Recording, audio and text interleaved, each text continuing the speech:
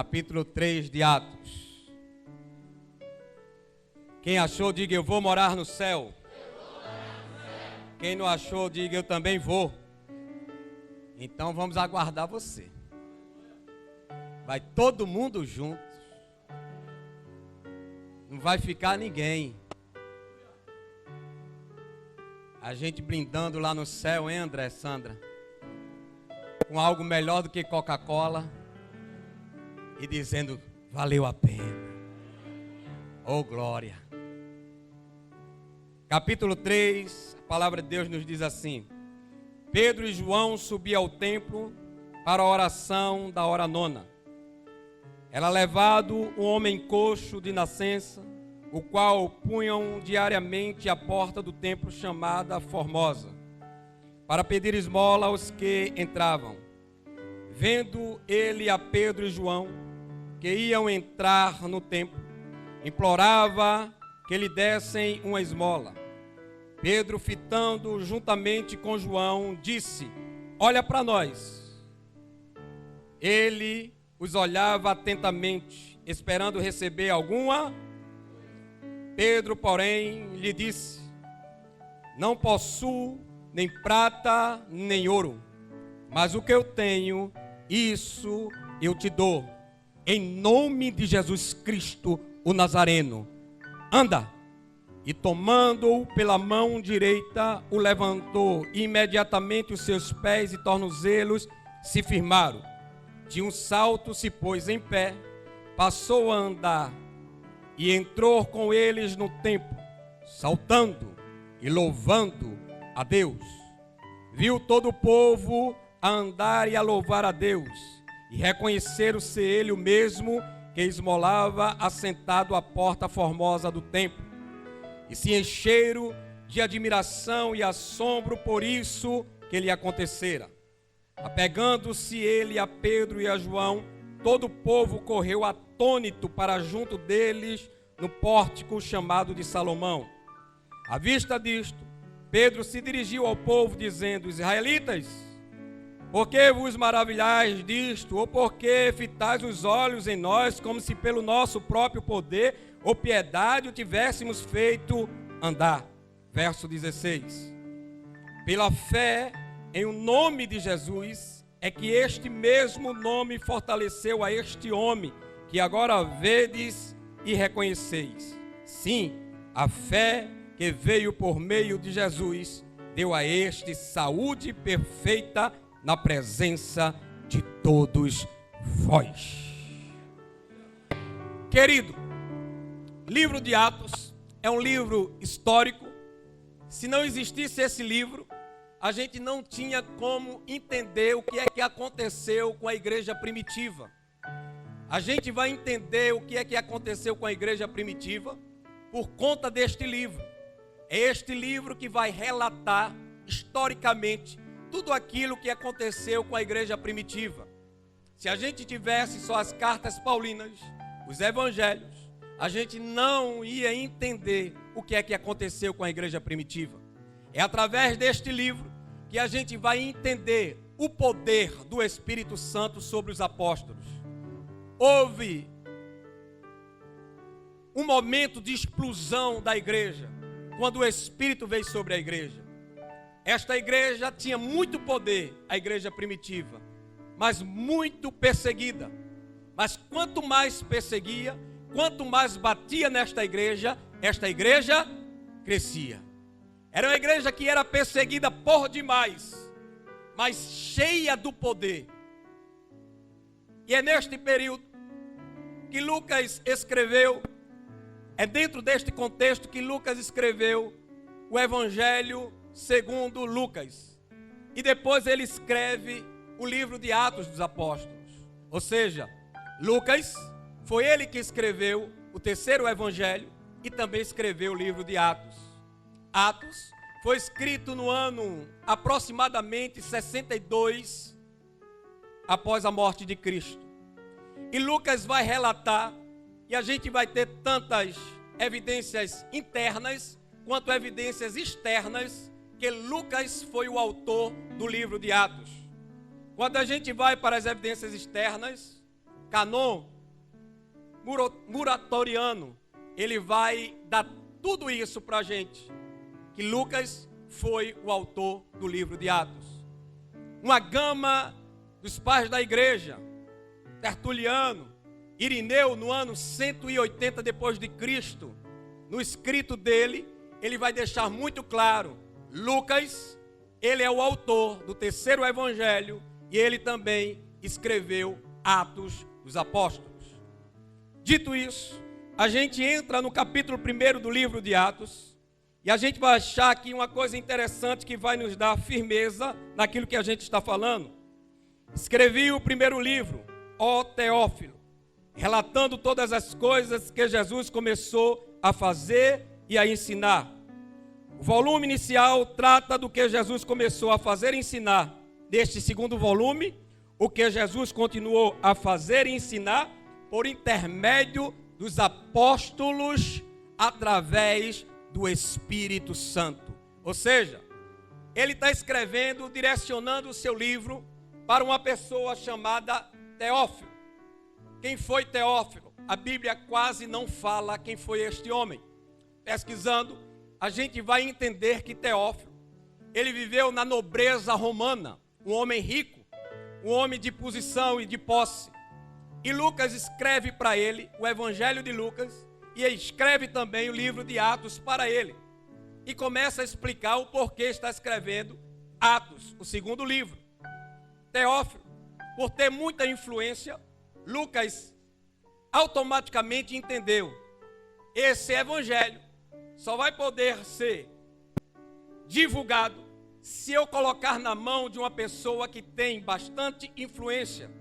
E Lucas lança Teófilo. Alguns acreditam que Teófilo se converteu ao cristianismo. E através de Teófilo a gente tem visto o que é que este evangelho tem feito em nossas vidas. Tanto o evangelho de Lucas quanto Atos dos Apóstolos.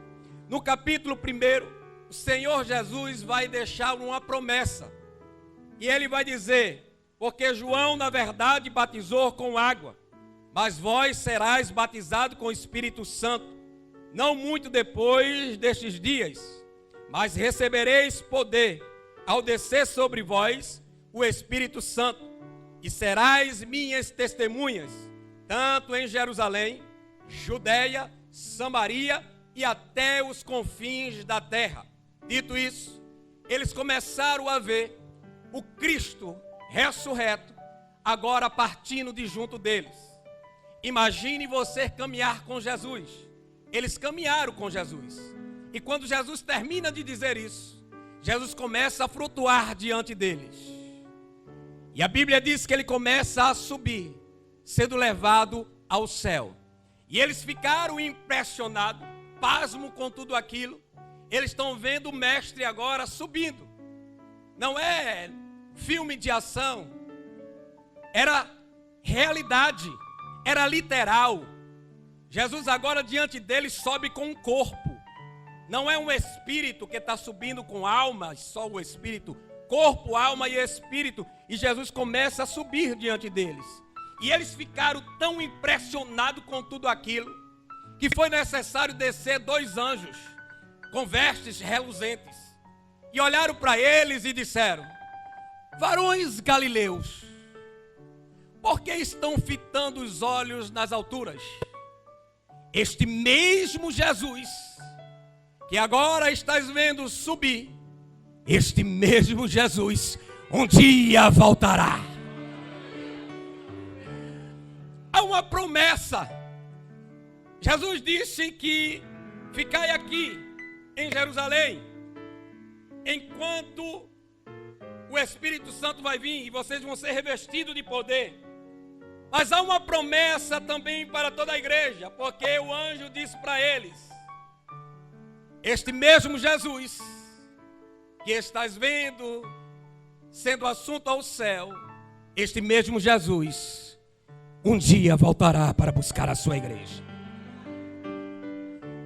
Interessante, Paulinho, é que esses homens, eles acreditaram, creram, saíram dali onde estava e foram agora para Jerusalém.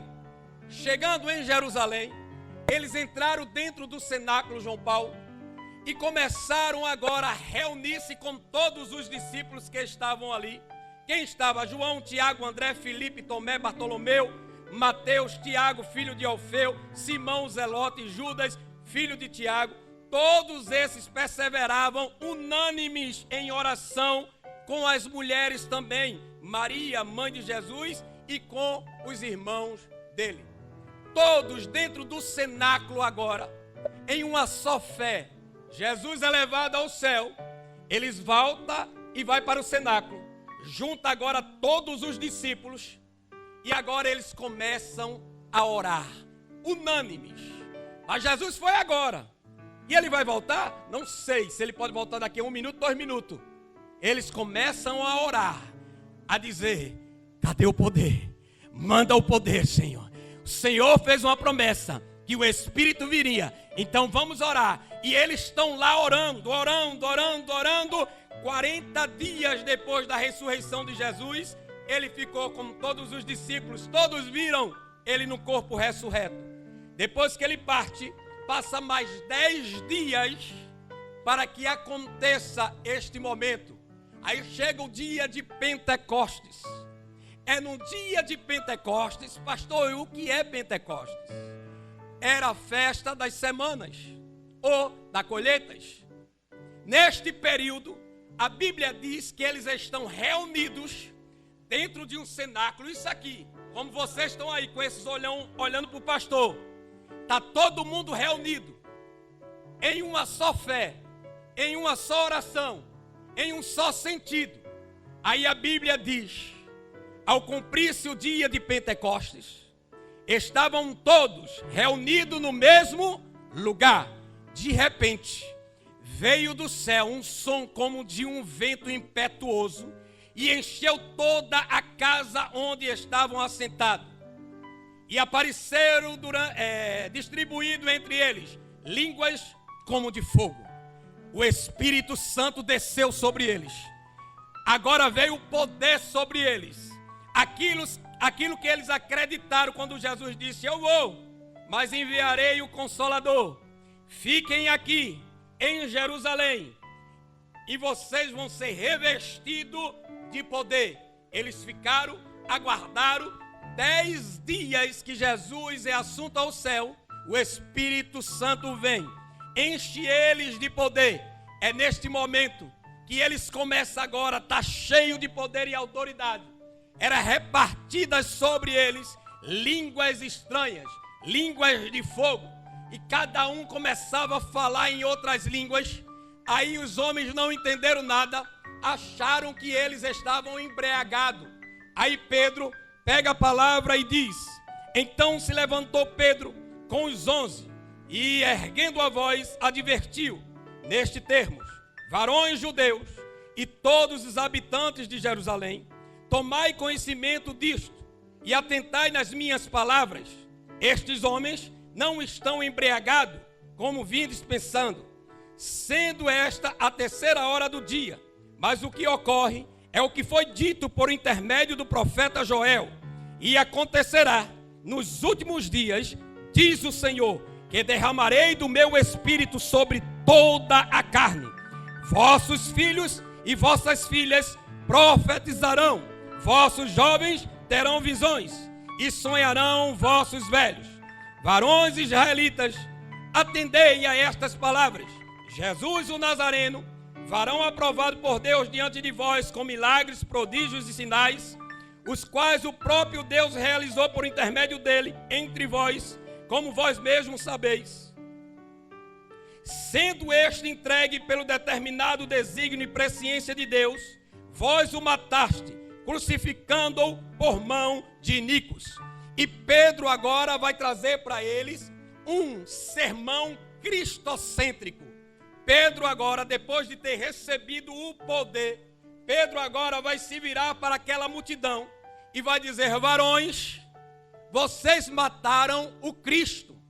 E quando Pedro começa a pregar um sermão literalmente cristocêntrico, não tem pulo, não tem marcha, não tem línguas estranhas. Pedro fala claramente aquilo que eles fizeram. E quando Pedro termina de pregar este sermão, eles olham e diz assim: ouvindo ele estas coisas, compungiu-se-lhe o coração e perguntaram a Pedro e aos demais apóstolos: que faremos, irmão? Respondeu-lhe Pedro: arrependei-vos, cada um de vós, e seja batizado em nome de Jesus Cristo para a remissão dos vossos pecados, e recebereis o dom do Espírito Santo. A Bíblia disse que quando Pedro termina de pregar, eles agora se desesperam e dizem: o que é que a gente vai fazer? Pedro diz: arrependei-vos e recebereis o dom do Espírito Santo. Sabe o que é que aconteceu? 3.000 almas se arrependeram. 3.000 almas. Você sabe o que é isso? 3.000 almas. Pastor, e só foi isso que Pedro falou? Só isso. 3.000 almas se arrependeram naquela hora. Pedro, cheio do poder, cheio da graça. Aí, vamos entrar no texto agora. Será a introdução para você entender o livro, quem escreveu, o autor e por que aconteceu isso no templo, na porta chamada Formosa. Pedro, depois de receber a graça do Espírito Santo, o poder, depois de pregar o primeiro sermão dele, Pedro agora vai com João para o templo. Espera aí, a pergunta é: por que Pedro vai para o templo? Por que Pedro tem a necessidade de ir para o templo adorar? Pedro já está cheio da presença do Espírito Santo. Pedro tinha necessidade de ir? Não, ele está cheio. Quanto mais eu tenho a presença do Espírito Santo, eu quero mais, eu quero mais, eu quero mais.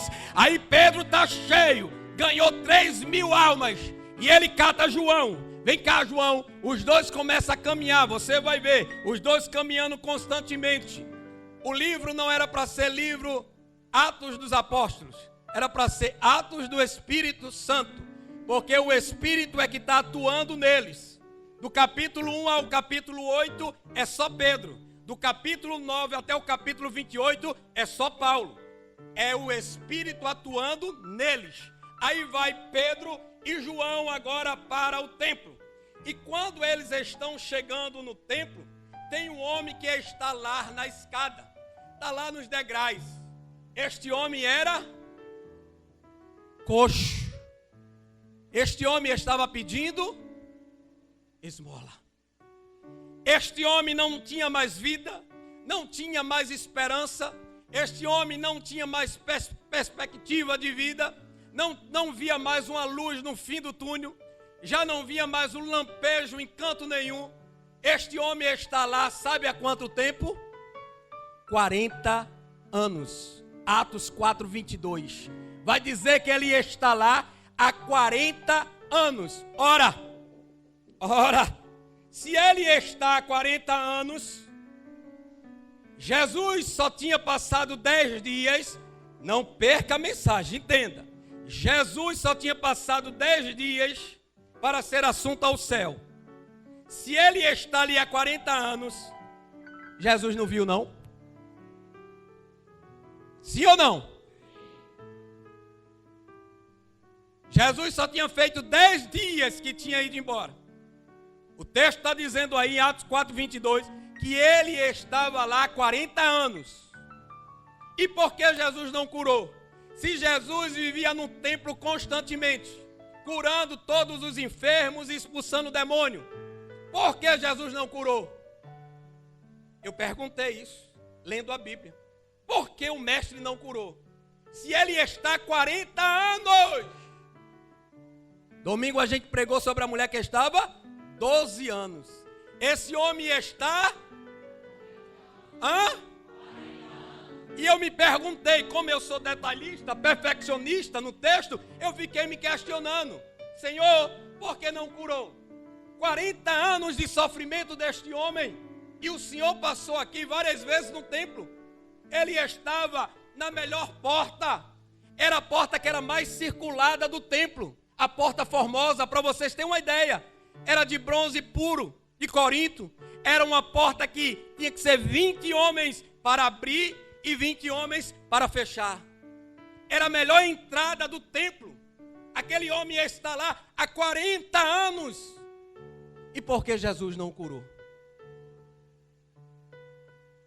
Eu entendi. Os discípulos estão com Jesus. Vocês viram os discípulos fazer algum milagre com Jesus? O homem chega com um filho lunático. Pede para os discípulos expulsar o demônio. Ora o demônio jogava aquele jovem no fogo, ora jogava na água. E os discípulos tiveram poder para expulsar. Aí o homem vai para Jesus, encontra Jesus e disse: mestre, os teus discípulos não conseguiram.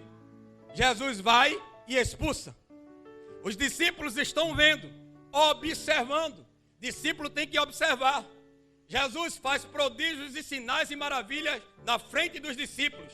Mas depois que Jesus é levado ao céu, ele diz: ficai aqui em Jerusalém, e eu vou mandar o Espírito Santo, e vocês serão revestidos de poder. Papai deixa aquele coxo lá no templo. Por quê, pastor? É papai dizendo para os discípulos: o primeiro milagre que vai acontecer na história de vocês é aqui na escada do templo, aonde os sacerdotes se acham alguma coisa, os fariseus, os escribas, e para que eles saibam que eu ainda estou vivo, atuando através da vida de vocês, eu vou permitir esse coxo ficar aqui. Aí os discípulos se aproximam daquele homem lá. Aí os discípulos lembram, lá atrás não conseguimos colocar a mão e repreender um demônio daquele jovem que estava com o demônio que caía no fogo e na água. Mas Pedro e João, cheio de ousadia e intrepidez, pegaram, alguém pegou aí, não é? Já começou a pegar. Eu vou começar a pregar, eu estou na introdução. Vá pregando aí o que eu quero pregar nesta noite, vá pegando. Pedro e João, cheio de ousadia, uma intrepidez tremenda, o Espírito deu agora poder sobre eles. Aí Pedro e João se aproximam da escada, olha para aquele homem que estava lá, e a primeira coisa que eu observo no texto é, quando ele olha para aquele homem não estava olhando para eles. Por quê? Porque aquele homem se achava indigno de olhar para alguém. Porque nem dentro do templo ele poderia entrar, era um mendigo, era um homem que pedia esmola, e quando alguém dava, pegava do bolso e dava virando o rosto, aí ele nem coragem tinha para olhar para alguém. Aí Pedro e João, quando se aproxima dele, a primeira coisa que João e Pedro diz, e fitando os olhos dele, olhou para ele e disse: olha para mim.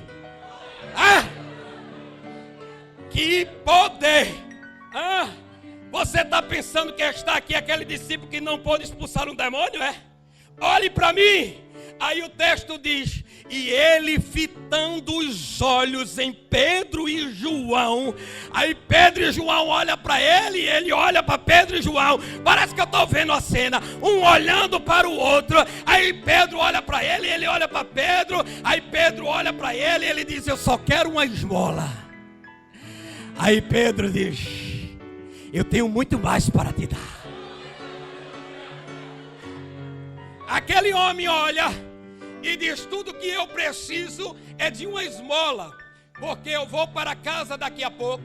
Alguém deixava ele cedo e no final da tarde ia pegar novamente para levar para casa. Este homem agora quer apenas uma esmola para chegar em casa, comprar um alimento, para comprar alguma coisa para se alimentar. Isso era o cotidiano dele, era o dia a dia dele. Aí ele olha para Pedro e diz: me dá uma esmola. A lei vai dizer que todo o judeu, quando ele ia para o templo, ele tinha que colocar um dinheiro para quando chegasse lá, encontrasse com qualquer deficiente, teria que abençoar esse deficiente. Mas Pedro e João, eles não são hipócritas. Eu gosto do texto, porque eles não são mentirosos. Eles são discípulos. Eles caminham conforme o mestre caminhava.